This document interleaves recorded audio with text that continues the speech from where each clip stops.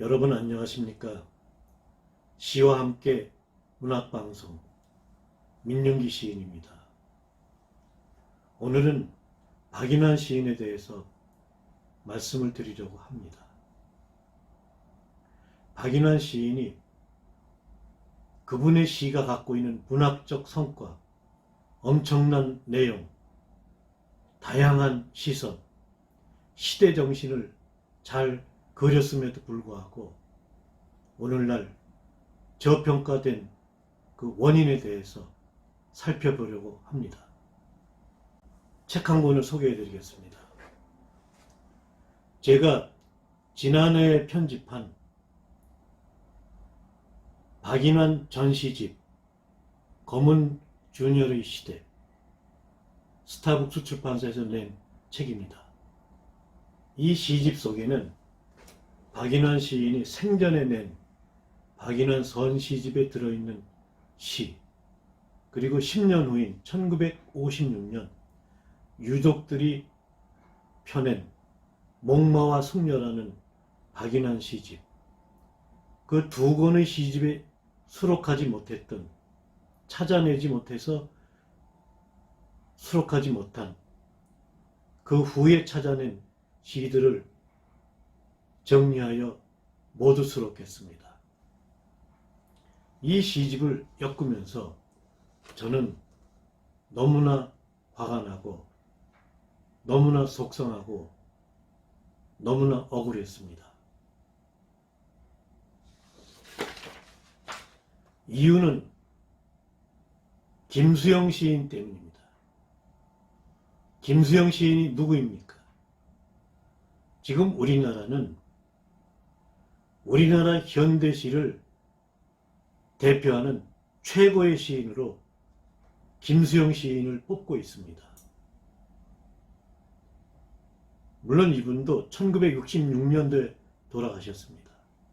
그러나 그 후에 우리나라 출판 문화계를 쥐락펴락하는 거대 문학 권력, 문학 권력이라는 말이 좀 듣기 거북하시지만 권력을 행사했던 그 그룹에 의해서 김수영 시인은 재평가되고 높이 평가되고 자주 인용되고, 그래서 한국 시를 대표하는 시인으로 자리 잡았지요. 그런데 이 김수영 시인이 절친이었고 자기를 문단에 소개하고 이끌어 주었던, 그리고 신시론 동인을 구성해서 모더니즘 시운동을 함께 펼쳤던 친구 박인환 시인을 매도하고 폄훼한 장본입니다. 김수영 시인은 에세이에서 이렇게 썼습니다. 박인환 시인에 대한 자기 생각입니다.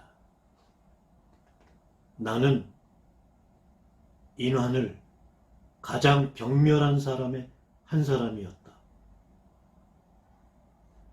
그처럼 재주가 없고 시인으로서의 소양이 없고 그처럼 경박하고 그처럼 값싼 유행의 숭배자가 없었기 때문이다.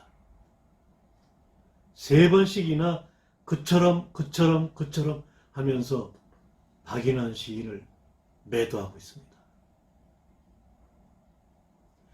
그래서 김수영 시인은 1956년도에 박인환 시인이 갑자기 죽었을 때 그의 장례식에도 가지 않았습니다.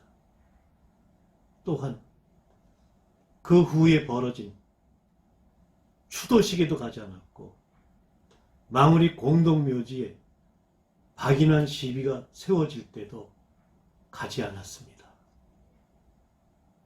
이미 김수영 시인의 머릿속에는 친구 박인환 시인을 지워버렸던 셈일까요? 같은 시대 활동했던 시인에 대한 예의나 사자에 대한 인간적 기본적 그런 배려도 없는 아주 속 좁은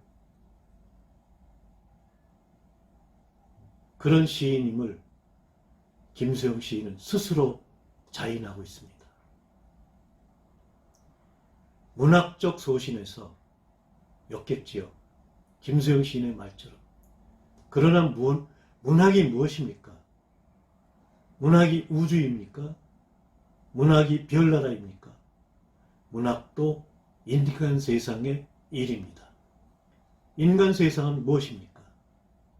기본은 가족이지만 범위를 조금만 넓히면 친구입니다. 친구와의 사이를 우정이라고 하죠. 이 우정을 송두리째 배반한 김수영 시인을 어떻게 생각해야 할까요? 김수영 시인의 박인환 시인에 대한 이러한 글을 본 평론가들은, 물론 일부 평론가들이지만요, 김수영 시인의 시각에서, 김수영 시인이 얘기했던 눈높이에서 박인환 시인을 평가하는데 한 길을 간 거 아닐까요? 박인환 시인은 허접한 모더니즘의 쓰레기라고요?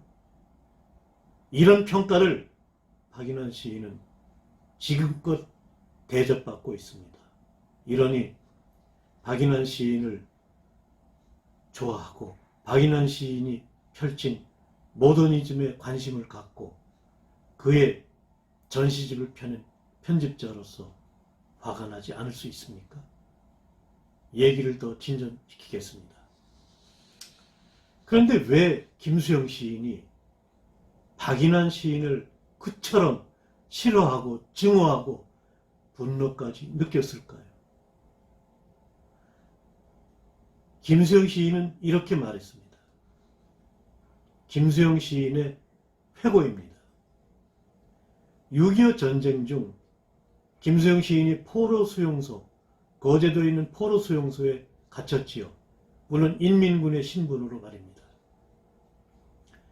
거기서 풀려나와서 부산에 있는 박인환 시인을 만났을 때 박인환 시인의 작품 중에 어떤 이해하지 못하는 단어에 대해서 물었을 때 박인환 시인이 이건 자네가 포로 수용소에 있었을 때 새로 생겨난 말이야 하고 그 질문에 답을 하지 않았답니다.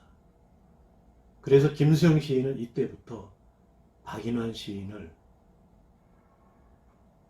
마음속으로 지우고 박인환 시인을 경멸하기 시작한 셈입니다.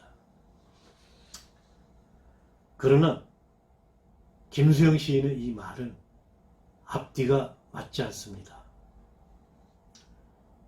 김수영 시인이 쓴 마리서사는 박인환 시인이 냈던 책방 이름입니다. 마리서사라는 수필에 이렇게 썼습니다. 1946년 마리서사에서 박인환을 처음 만났을 때 박인환의 첫 인상도 좋지 않았다. 일본말이 무척 서툴렀고 조선말도 제대로 아는 편이 못 되었다.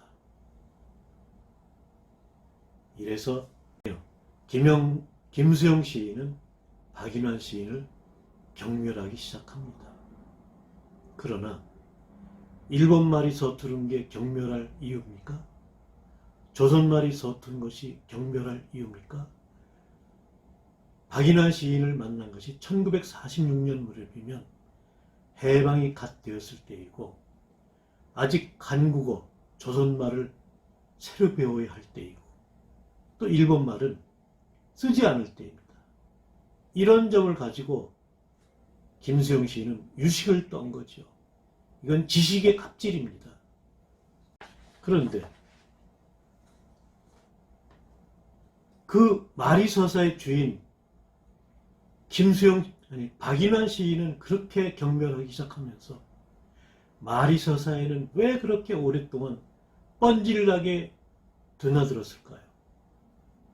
마리서사에 대해서 그는 다른 수필에서 해방 이후 자유공간, 예술이 모이는 예술가의 안식처, 예술가의 쉼터와 같았던, 프랑스로 말하면 몽마르트르와 같았던 존재였다고 칭찬하기도 합니다. 앞뒤가 맞지 않는 박인환 시인에 대한 평가지요.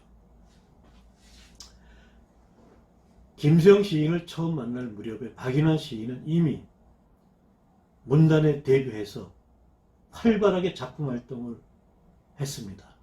그리고 비교적 발이 넓어서 김수영 시인을 데리고 다니며 여러 시인들에게 인사시켜주기도 하고, 그가 데뷔작 묘정의 노래라는 작품을 발표하는데도 역할을 한 것으로 추정하고 있습니다. 모더니즘 시 운동을 펼치는 첫 번째 작업으로 신실원 동인지에 동인으로 참가시켜서 작품 2편을 발표하게 합니다. 동인지 새로운 도시와 시민들의 합창, 이 동인지의 2편의 시를 발표하는데, 김수영 시인은 그 점에 대해서도 박인환이가 별로 마음에 안 들지만 동인지의 작품을 내라고 해서 그냥 아무거나 2편 던져주었다 라고 탐탁치 않게 회고하고 있습니다. 이 정도면 왜 도대체 함께 절친한 친구처럼 기념사진을 찍었을까요? 요즘이야 디카나 스마트폰으로 그냥 보이는 대로 사진을 찍고 그러지만, 그 시절엔 사진 한 장 찍는 일도 보통 일이 아닙니다. 웬만큼 친하지 않으면 2 사람이 따로, 2 사람이 단둘이서 기념사진을 찍지는 않습니다. 사진이 얼마나 다정합니까? 그렇게 사진을 찍은 사이입니다. 그런데 이렇게 사진을 찍을 정도로 친한 친구가 박인환에 대해서 점점 미움이 깊어갔을까요? 의문이 남았습니다. 그러다가 저는 취재 자료를 모으는 도중에 배인철 시인의 살인사건 기록을 찾게 되었습니다. 배인철 시인은 인천에 거주하던 젊은 시인입니다. 또래가 비슷할 겁니다.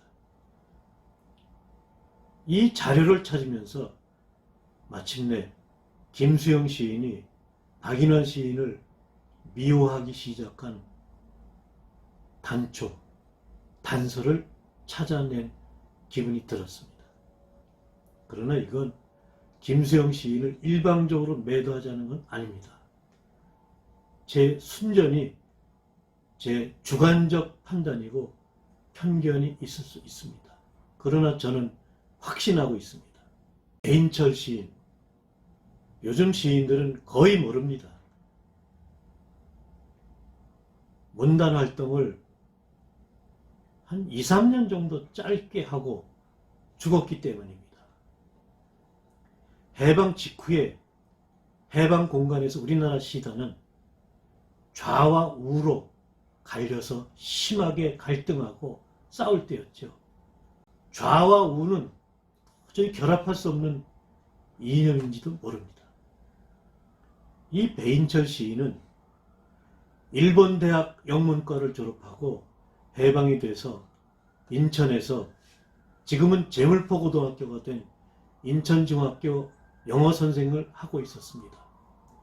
그래서 영어를 잘하기 때문에 미 군정 당국은 영어 잘하는 사람들을 뽑아서 통역관을 시키죠. 배인철 시인은 통역관을 아마 사이드 잡으로 갖고 있었겠죠. 그래서 미군들 사회로 들어가 보니 엄청난 인종차별이 있는 겁니다. 흑인을 인간으로 취급하지 않습니다. 흑인들이랑은 부대 식당에서 식사도 같이 하지 않습니다. 그래서 이 시인은 흑인들을 소재로 흑인들을 그리는 많은 시를 썼죠. 그래서 흑인 시인이라고 부르기도 합니다. 이 배인철 시인은 학교 수업이 끝나면 주말에 서울 명동에 나옵니다. 이 명동은 당시 많은 시인들, 예술가들이 모이던 비둘기집 같은 그런 둥지였죠. 명동에 나가야 문단의 흐름, 세상의 흐름, 또 사교, 원고 청탁, 원고료를 받기도 하고, 그래서 많은 문인 작가들이 모여드는데 배인철 시인은 매주말 올라와서 이분은 주머니가 두둑했습니다. 통역 일을 하면서 미군들이 팁을 꽤 주었거든요. 그래서 술도 자주 사고 양주도 가져오고 인기가 있었죠. 그 배인철 시인이 어느 날 잠깐 나갔다 오겠습니다. 기다리세요, 형님들. 그리고 나갔다가 총에 맞아 죽습니다.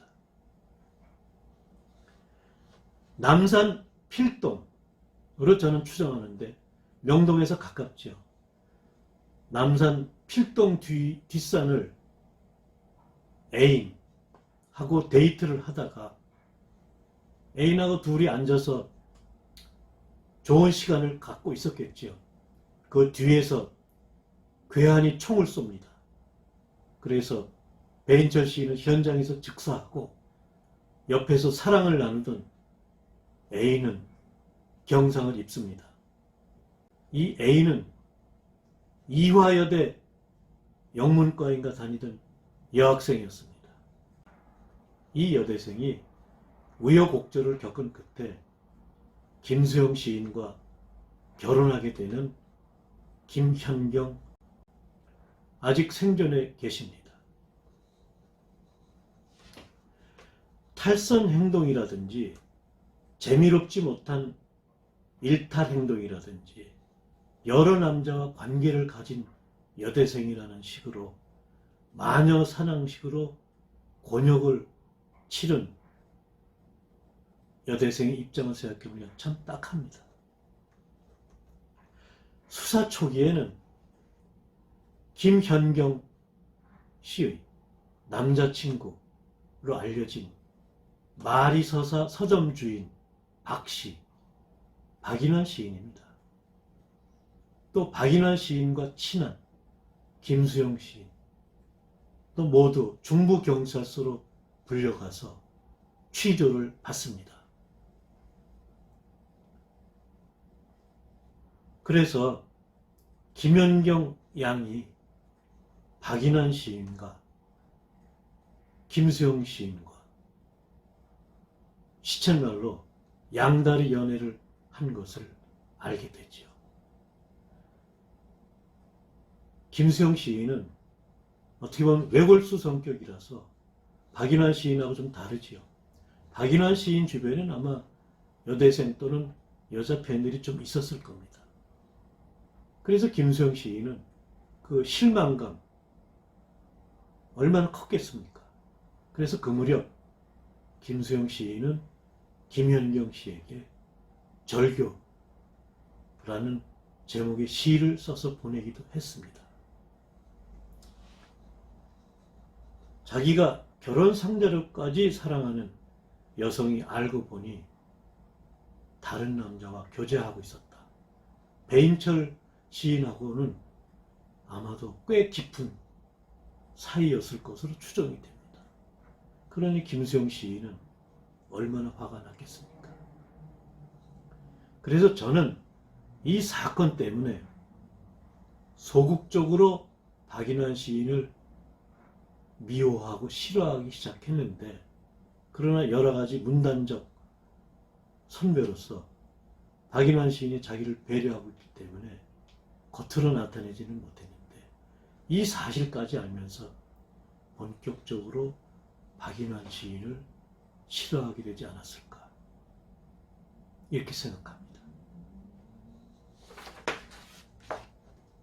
물론 이것은 이 자료 하나를 가지고 제가 추정한 결론입니다. 저는 확신하고 있지만 디테일을 완벽하게 입증할 자료는 부족합니다. 1947년 배인철 시인 살인사건을 겪은 지 1년 만에, 1년도 안 됐죠.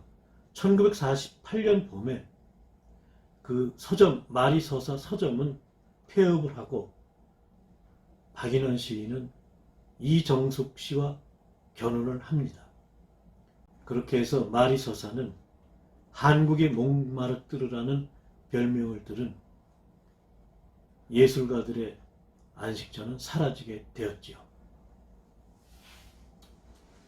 세월이 많이 흘러서 1956년 박인환 시인은 죽기 얼마 전에 명동에서 김수영 시인을 만나 파카만년필을 줍니다.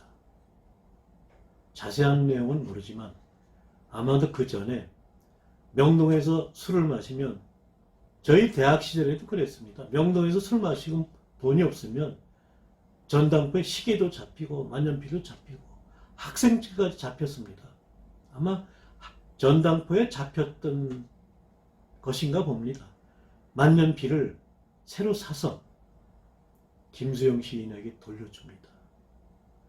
박인환 시인은 이 무렵에 이미 김수영 시인이 자기를 어떻게 생각하는지 알고 있기 때문에 예전 같은 우정으로, 친구 사이로 화해하고 싶다는 의사표시였던 것 같습니다.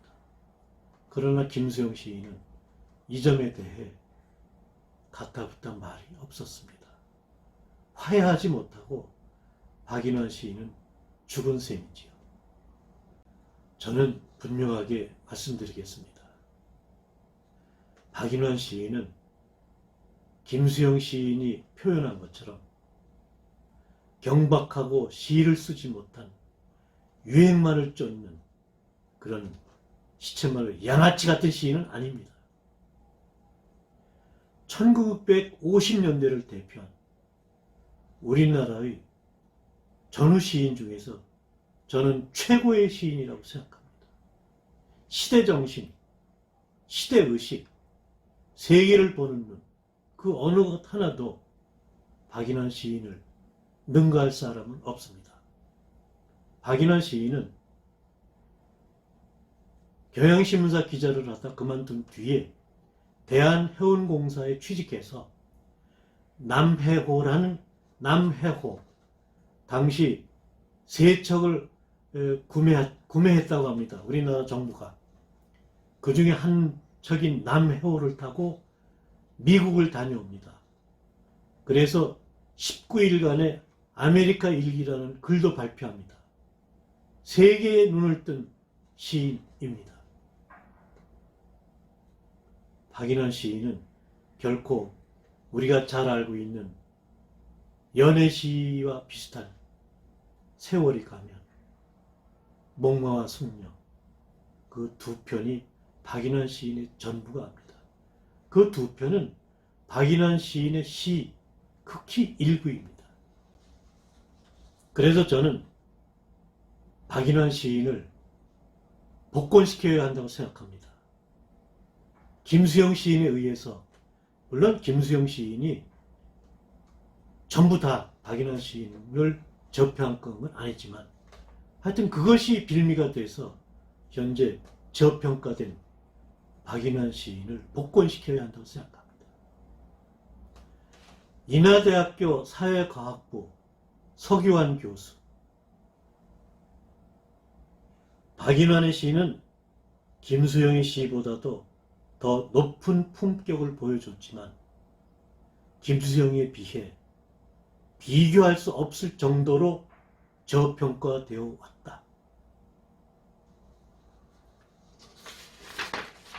경북대학교 박현수 교수, 전쟁의 참혹한 얼굴을 정면으로 바라보며 얻은 통찰을 그에 맞는 수사학으로 정직하게 그려준 1950년대 유일한 시인이다. 서울대학교 박민호 교수, 박인환은 다면적, 문화 비평가이자 문명 비평가이다. 세 분의 고명한 문학평론가들의 평가를 곁들였습니다. 마지막으로 저는 그래도 박인환을 우습게 보는 김수영 시인과 같은 시각을 가지고 있는 분이 있다면 제가 만든 박인환 전시집을 한번 꼭 구해서 전작품을 읽어보시고 그 중에서 1949년도에 박인환 시인이 발표한 인도네시아 인민에게 주는 시 한 편을 꼭 읽어보시기 바랍니다. 장장 78행의 장시에 가까운 시입니다. 인도네시아 인민에게 주는 시? 왜 박인환 시인이 인도네시아 인민에게 주는 시를 썼어? 이런 궁금증이 드시죠? 1945년에 일본이 패망해서 우리나라는 독립했지만 인도네시아는 일본 지배에서 독립을 하지 못하고 네덜란드에 저항해서 독립운동을 펼치던 때입니다. 네덜란드 군에 의해서 이 독립전쟁으로 죽은 인도네시아 국민이 50만 명을 상회한다고 합니다. 이 인도네시아 인민에게 헌시를 바치는 시를 씁니다. 누가 이런 시를 발표했습니까? 누가 이런 시대 정신을 갖고 있었습니까? 인도네시아 인민에게 주는 시 몇 줄을 소개해드리고 오늘 이 방송을 마무리하겠습니다. 300년 동안 너희 자원은 유럽 자본주의 국가에게 빼앗기고 반면에 비참한 희생을 받지 않으면 구라파의 반이나 되는 넓은 땅에서 살 수 없게 되었다. 그러는 사이 가메란, 이건 인도네시아의 악기 이름입니다. 가메란은 미칠 듯이 울었다. 수도 조카르타, 상업항 수라바야, 고원 분지의 중심지 반돈의 시민들이여, 너희들의 습성이 용서하지 않는 남을 때리지 못하는 것은 회계정신에선 온 것만이 아니라 동인도 회사가 붕괴한 다음 홀랜드의 식민정책 밑에 모든 힘까지도 빼앗긴 것이다. 홀랜드는 네덜란드입니다. 사나이는 일할 곳이 없었다. 그러므로 약한 여자들이 백인 아래 눈물을 흘렸다. 수만 명의 호녀라는 살 길을 잊어 애비를 찾았으나 슬라바야를 떠나는 상선은 벌써 기적을 울었다. 중간에 띄겠습니다. 마땅히 요구할 수 있는 인민의 해방, 세워야 할 너희들의 나라, 인도네시아 공화국은 성립하였다. 그런데 연립 임시정부란 또다시 박해다. 지배권을 회복하려는 식민지의 모락이다. 이제는 식민지의 고아가 되어 못 쓴다. 이제는 식민지의 고아가 되면 못 쓴다. 전 인민은 일치단결하여 스코르처럼 부서져라. 국가 방위와 인민 전선을 위해 피를 뿌려라. 제국주의의 야만적 제재는 너희뿐만 아니라 우리의 모욕, 힘있는 영웅되어 싸워라. 식민 정책을 지구에서 부숴내기 위해 반항하는 인도네시아 인민들이여, 최후의 한 사람까지 싸워라. 거룩한 인도네시아 인민의 내일을 축복하겠다.